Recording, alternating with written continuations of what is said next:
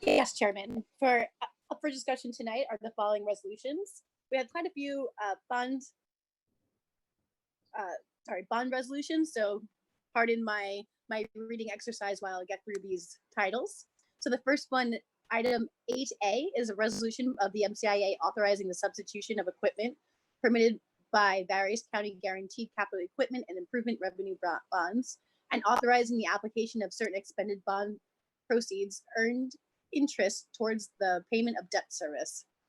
Item 8B is a resolution authorizing application to the local finance board in connection with the capital equipment improvement program pooled financing. Item 8C is a resolution authorizing the issuance of the golf course refunding bonds. Item 8D is a resolution authorizing the issuance of the open space refunding bonds. Item 8E is a resolution authorizing the issuance of an educational services refunding bond. Item 8F is a resolution awarding a contract for special bond counsel through the Middlesex County, which was conducted in a fair and open process. Item 8G is a resolution approving the creation of a parking division. Item 8H is a resolution approving temporary staffing in relation to COVID-19 and office workflow needs.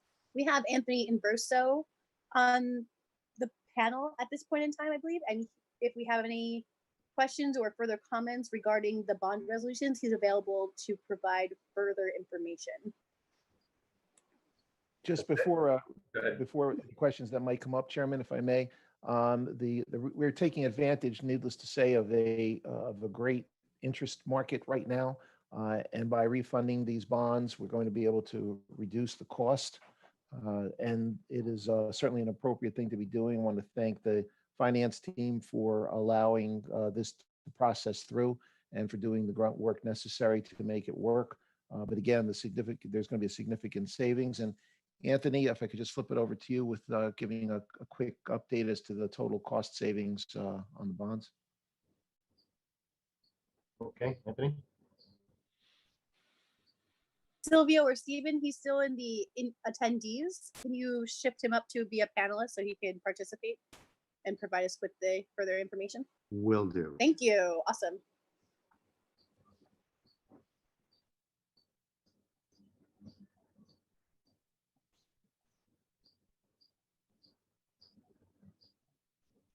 Anthony, are you able to? Can you hear me? Yes, we sure can. Thank you. Excellent. Okay, great. Thank you.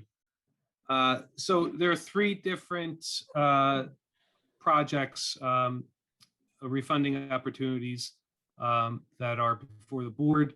I'm going to start in no particular order, but one is in relation to the authority's 2011 open space revenue bonds, and this opportunity would present total savings of about $400,000 through the year 2023.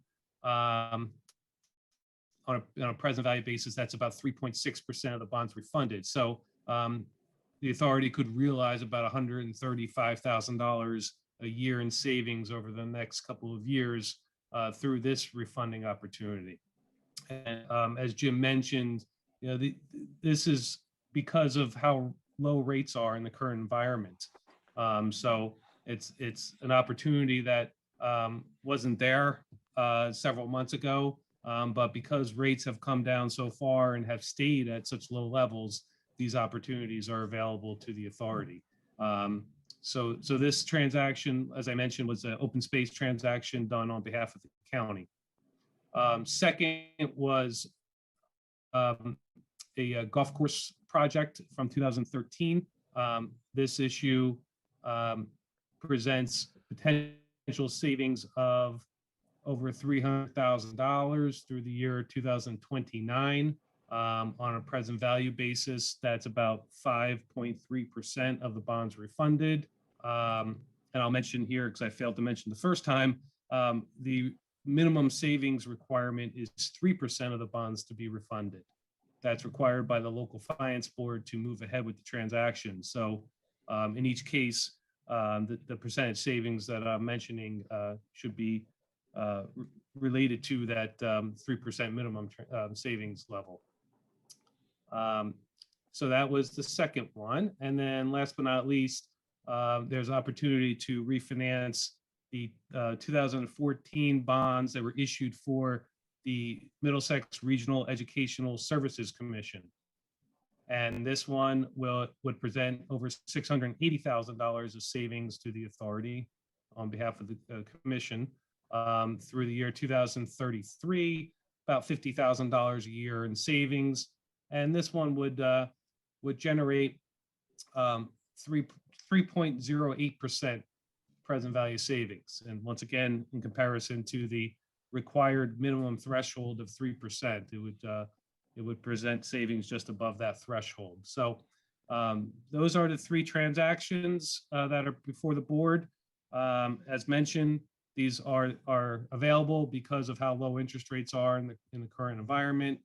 And we would look to move forward with these transactions, assuming they're approved by the board later this year. And certainly we'll continue to monitor the market for the best time to go in and capture these savings if it's approved by the board. I'm happy to answer any questions that anyone has. Thank you, Anthony. Chairman, I'll turn it back over to you. It gives a full explanation of this savings, which is significant. So appreciate your support. All right. Thank you very much. I would like to, well, I'm going to take one item out of order, and I think we should do public comments on resolutions first, because you've read the resolutions, and Surely. I want to open up to the public, and I'd rather do this first. I'm sorry. Understood. Comments on the resolutions first, and then we'll move Yes. on. So we will accept public comments now on the resolutions only. So does anybody from the public, and let's see, I'm going to go to attendees. The person I see is, do you have any comments on any of the resolutions? Yes, sir. Good evening, members of the board. Charles Cradaville from New Brunswick. I'm the editor of New Brunswick Today. I'd like to ask about 8F, the Special Bond Counsel. Can you tell me what firm that is and what the value of the contract is? Jim, do we know that? Do we have that information? Ann, I think you were going to. Yes, through you, Is there a Chairman, sec- and through you, Executive Director.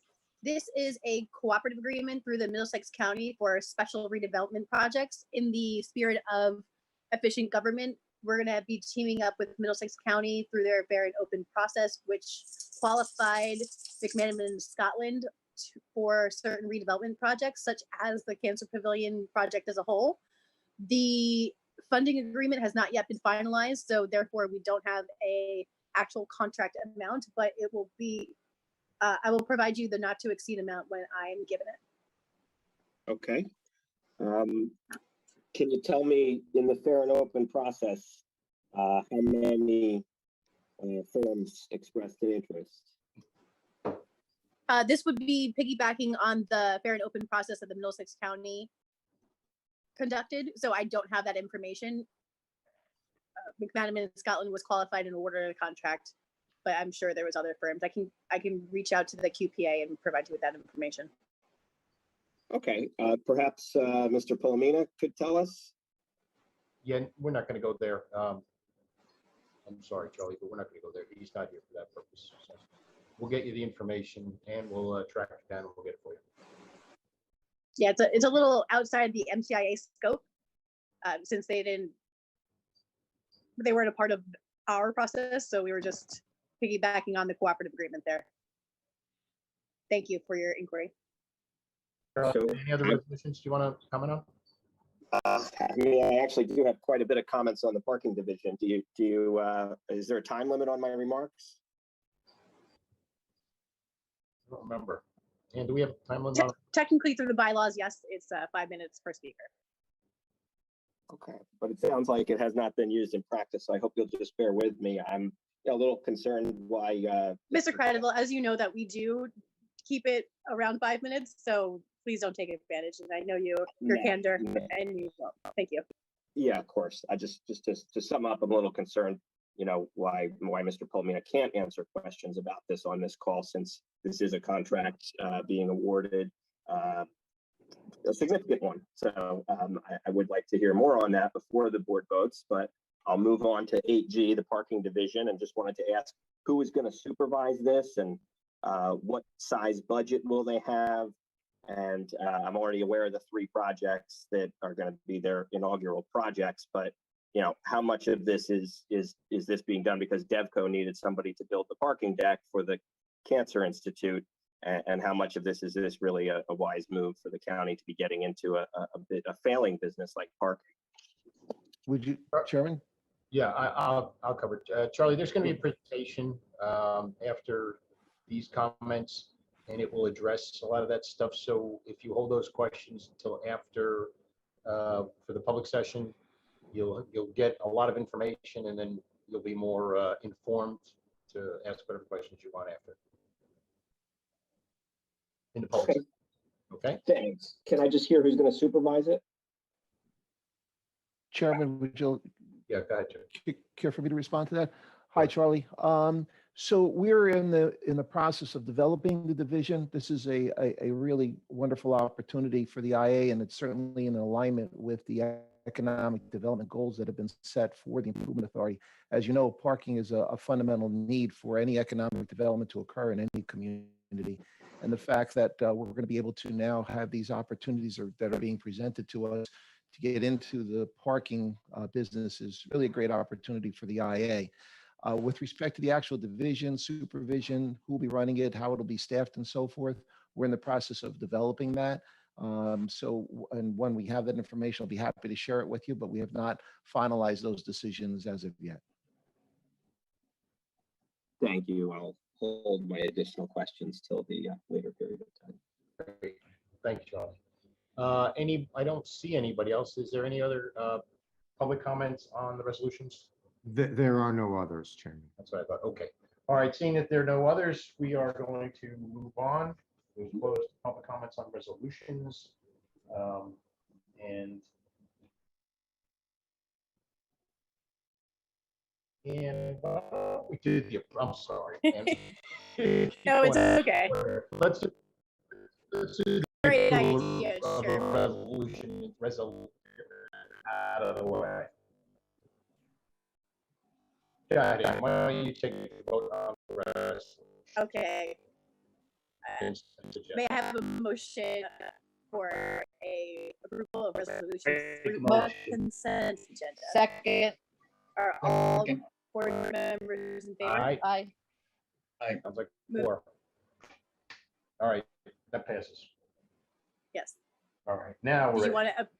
What? Did you want to approve the minutes, Chairman? Sure, why not? Okay. All right. Let's do that. May I have a motion to approve the minutes for the last meeting of May 12th, 2020? Motion. Second. All those in favor? Aye. Everybody's passed. Good stuff. All right. Now we'll do the presentation.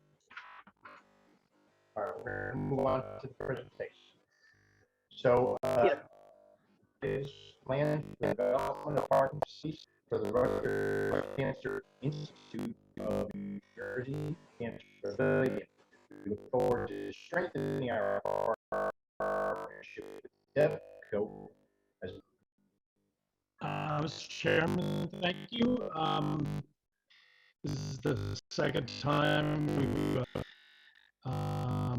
we've been busy. We made a lot of progress on both, which we did a ceremony breaking the ground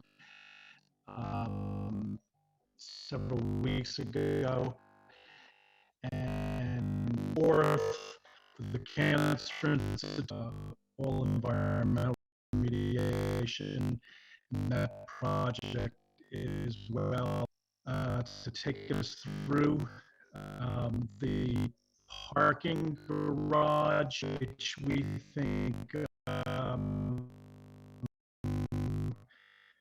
correlates really well with what you're trying to accomplish, not only in your role division and municipalities and cities throughout development initiatives such as cultural educational, medical facilities, transportation facilities, and parking is such an important part of that. So if the chair pleases, I'm going to ask Ms. Butchney to take us through the proposal.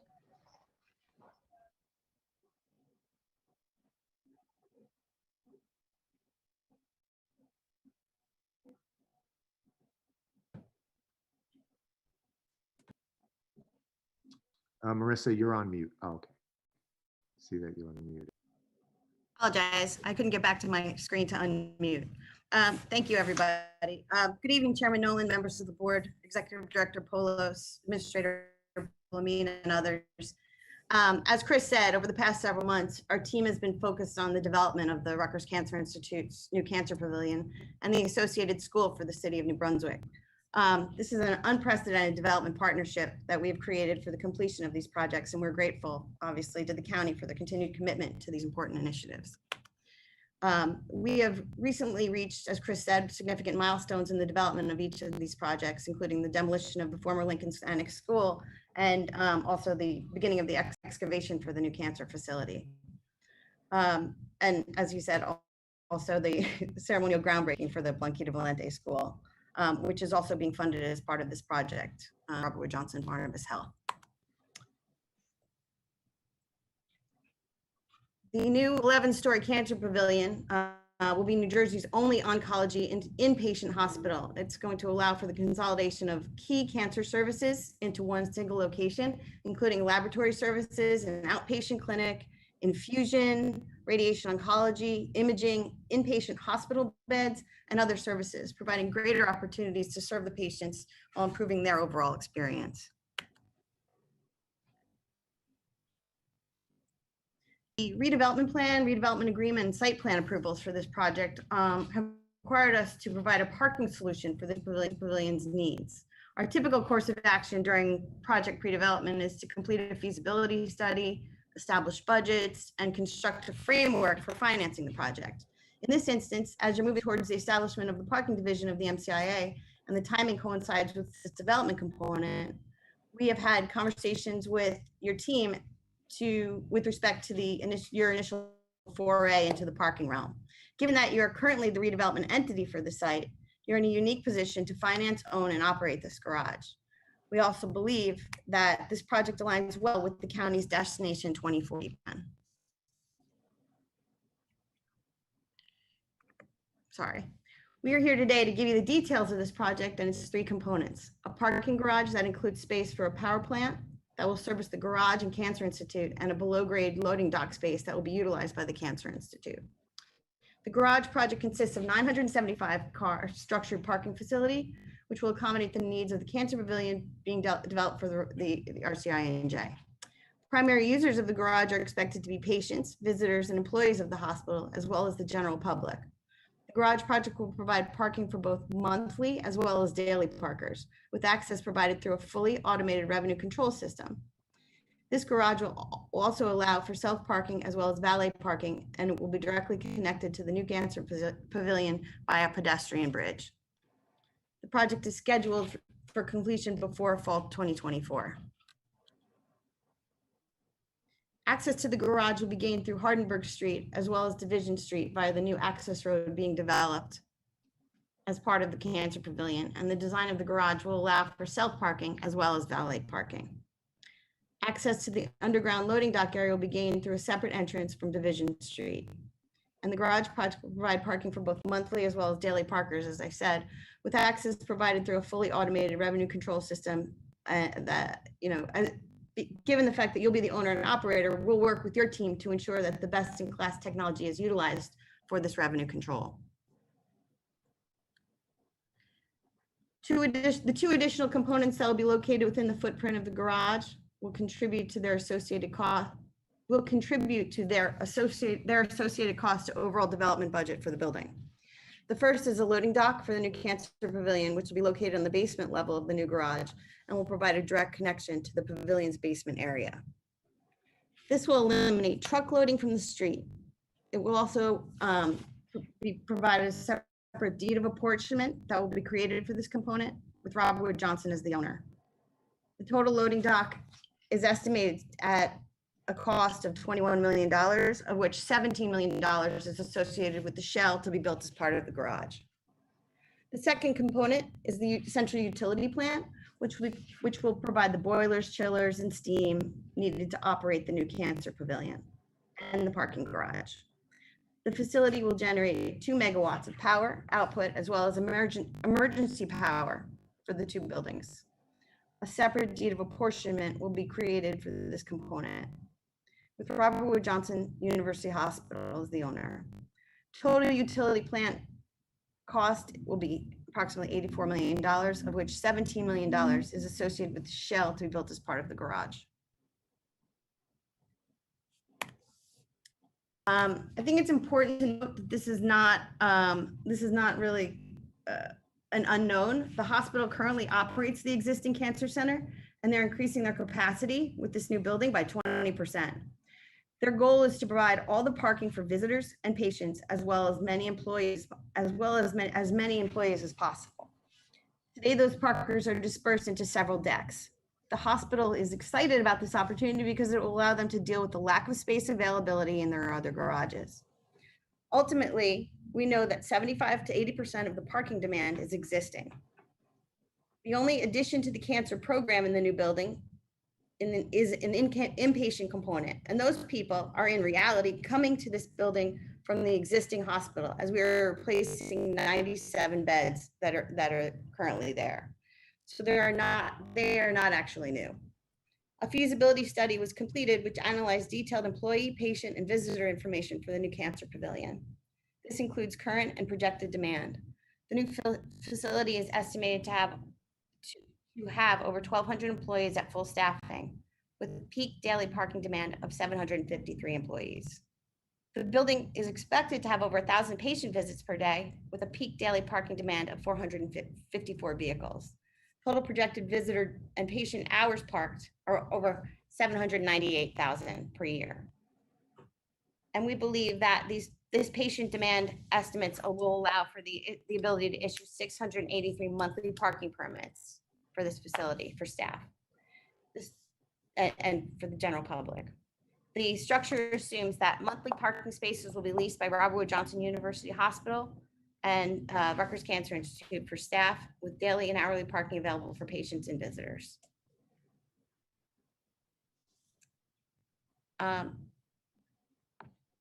is the end of my presentation. If you have any questions.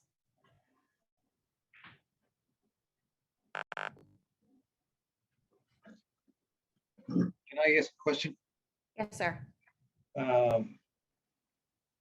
Just wondering about the monthly parking availability. Is that to the general public, unrelated to the Cancer Institute? It is to the general public and to also Cancer Institute related parkers. So it's an open facility that allows for the general public to buy monthly parking passes. Thank you. I mean, theoretically, if someone wanted to park in this facility and walk down the hill and take the train, they could.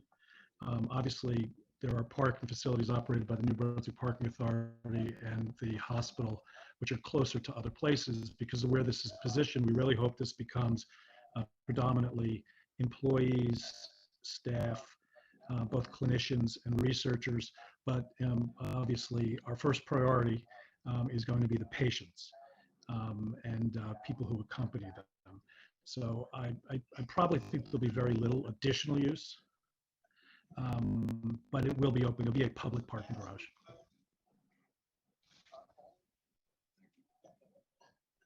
Very good. Thank you, Chris. All right, if that concludes the presentation, then we will continue with our agenda. And we need payment of vouchers. So let's have a motion for a payment of vouchers, please. Yes. Motion. Second. All those in favor? Aye, Aye. that passes. Okay, looks like the last item is the public session. I see Charlie's with us. So Charlie, have the floor. Good evening once again, members of the board. On that presentation, what is the total cost of the project and how many parking spaces would it be? Chris? So the total parking spaces are 975, and the the cost for the parking garage component is $60 million. There Thank are, you. sorry. Thanks. Have all the properties been acquired or are some still privately owned? It's our understanding that all of the properties will be acquired within the next month. Okay. And will you pledge not to use eminent domain if that doesn't happen? We don't believe that eminent domain is going to be necessary at this point. I do want to, I have to state for the record, at your board meeting July of 2020, Mr. Palladino told the board, quote, the new parking facility is expected to hold 960 cars and represents an investment of $65 million by the New Brunswick Parking Authority, and it'll be completed, blah, blah, blah, blah. So the thing was, he presented this to you as something the parking authority was going to invest in, but I fact-checked that, and Mitchell Karen, the executive director of the parking authority, tells me the next day, quote, where did you get this from? I haven't even performed a feasibility study. So when we were Mr. having all Credible, this,